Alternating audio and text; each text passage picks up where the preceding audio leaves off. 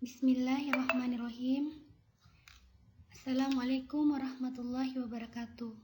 Perkenalkan, nama saya Marlina, mahasiswi S1 Kebidanan Universitas Megabuana Palopo. Saya akan memaparkan hasil dari diskusi kami yang berjudul Mengkaji kembali tanggung jawab bidan dalam berbagai tatanan pelayanan kesehatan, lingkup praktis dan legislasi.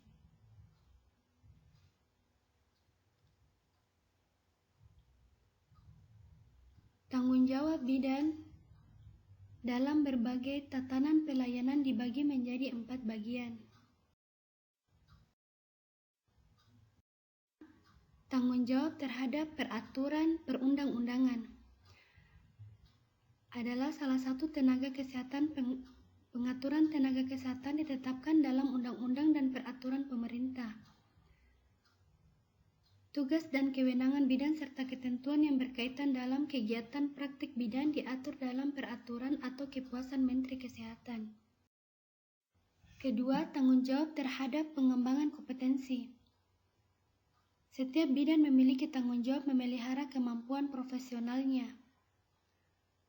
Oleh karena itu, bidan harus selalu meningkatkan pengetahuan dan keterampilan dengan mengikuti pelatihan, pendidikan berkelanjutan, seminar, serta pertemuan ilmiah lainnya. Ketiga, tanggung jawab terhadap penyimpanan catatan kebidanan. Setiap bidan diharuskan mendokumentasikan kegiatan dalam bentuk catatan tertulis. Catatan bidan mengenai pasien yang dilayaninya dapat dipertanggungjawabkan bila terjadi gugatan. Catatan yang dilakukan bidan dapat dilakukan sebagai bahan laporan untuk disampaikan kepada atasannya. Keempat, tanggung jawab terhadap keluarga yang dilayani. Bidan memberikan kewajiban memberikan asuhan kepada ibu dan anak yang meminta pertolongan kepadanya. Ibu dan anak merupakan bagian dari keluarga. Oleh karena itu, kegiatan bidan sangat erat kegiatannya dengan keluarga. Tanggung jawab bidan tidak hanya pada kesehatan ibu dan anak, tetapi juga menyangkut kesehatan keluarga.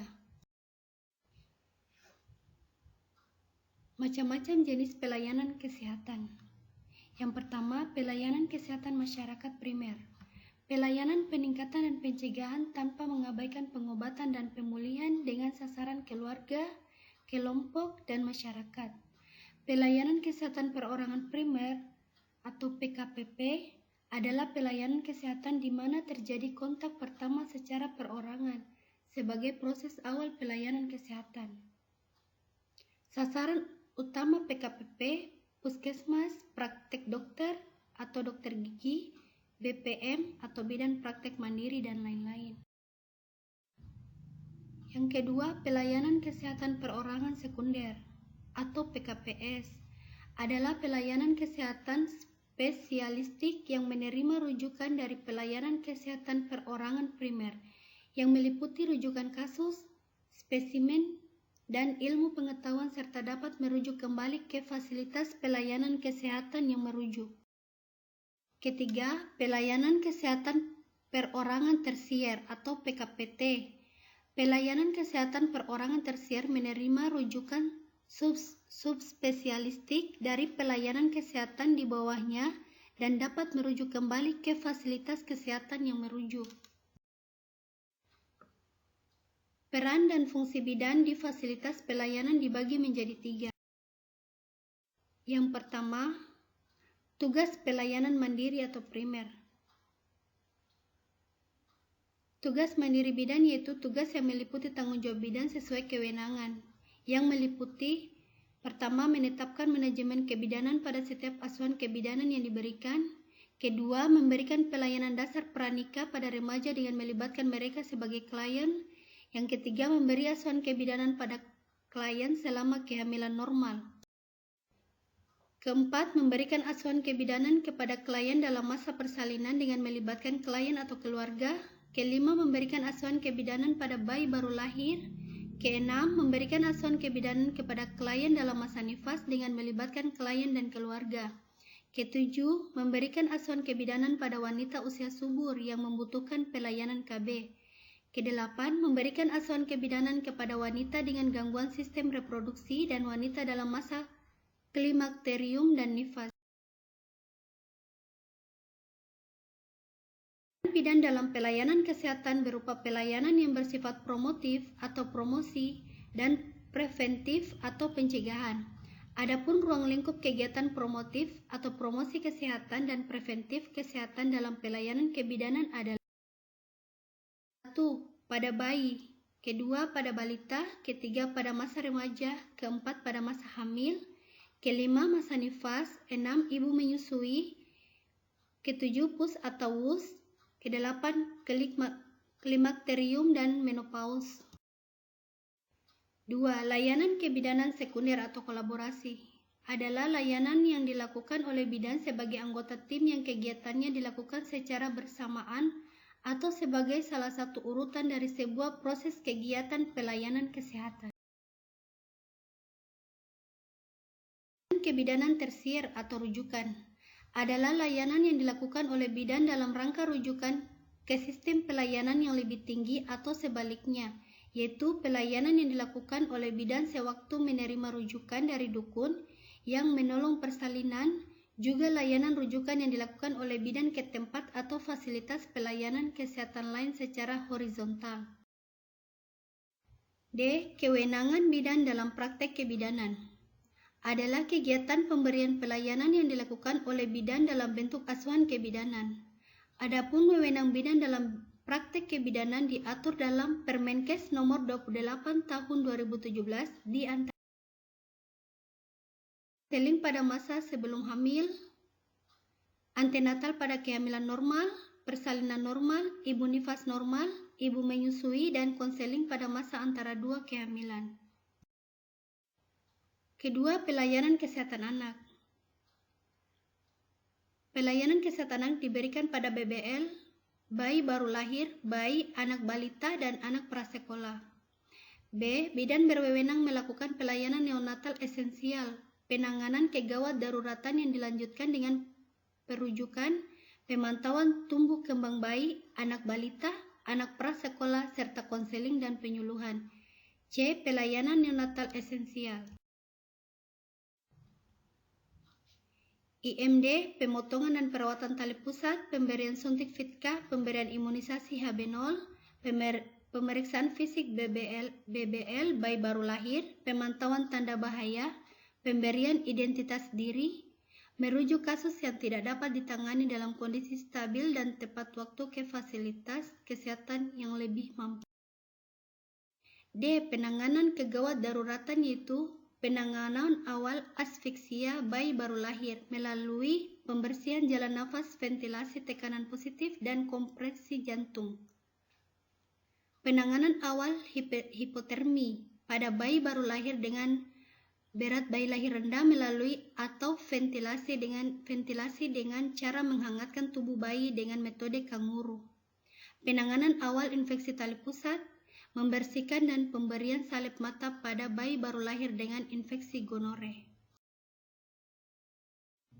Pemantauan tumbuh kembang bayi, balita dan anak prasekolah meliputi penimbangan berat badan, pengukuran lingkar kepala, pengukuran tinggi badan atau panjang badan, stimulasi deteksi dini dan intervensi dini penyimpangan tumbuh kembang balita dengan menggunakan kuesioner perkembangan KPSP. Konseling dan penyuluhan meliputi pemberian komunikasi, informasi, edukasi kepada ibu dan keluarga tentang perawatan bayi baru lahir, pelayanan kesehatan, imunisasi, gizi seimbang, PHBS, dan tumbuh kembang.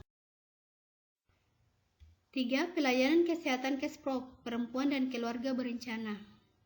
Pelayanan kesehatan reproduksi perempuan dan keluarga berencana dijelaskan pada pasal 21, yaitu bidan berwenang memberikan penyuluhan dan konseling kesehatan reproduksi perempuan keluarga berencana, melayani kontrasepsi oral, kondom, dan suntik. E. Pengaturan peran bidan dalam memberikan pelayanan kesehatan.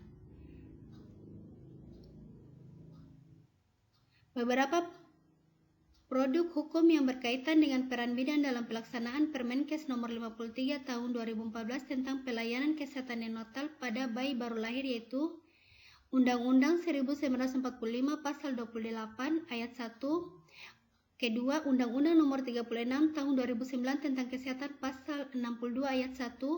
Ketiga, Undang-Undang Nomor 36 Tahun 2014 tentang Tenaga Kesehatan Pasal 2 Ayat 1. Keempat, Kemenkes Nomor 369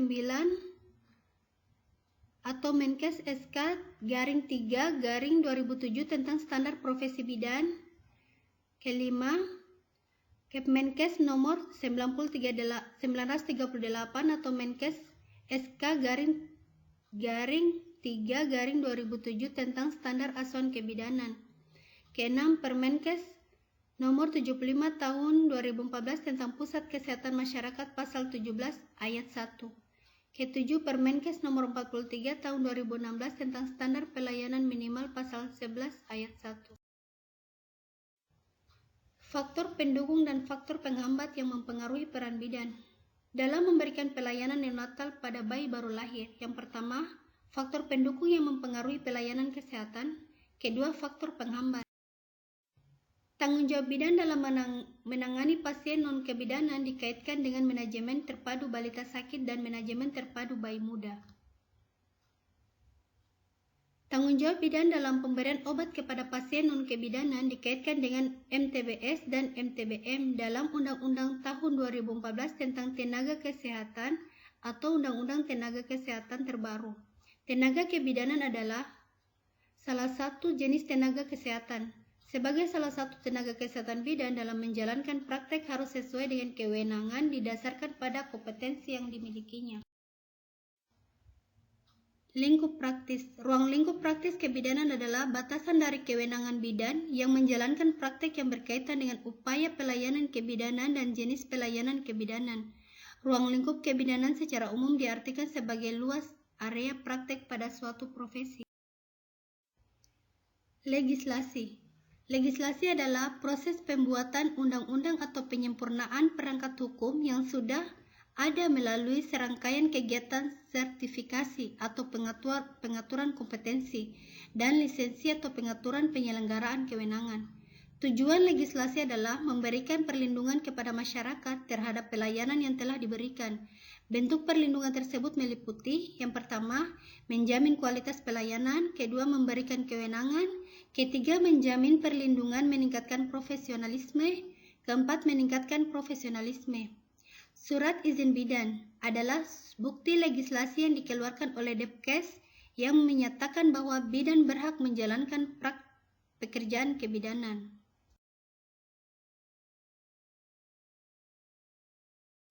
Terima kasih, itulah yang dapat saya paparkan. Saya akhiri dengan ucapan wabillahi taufik wal hidayah. Wassalamualaikum warahmatullahi wabarakatuh.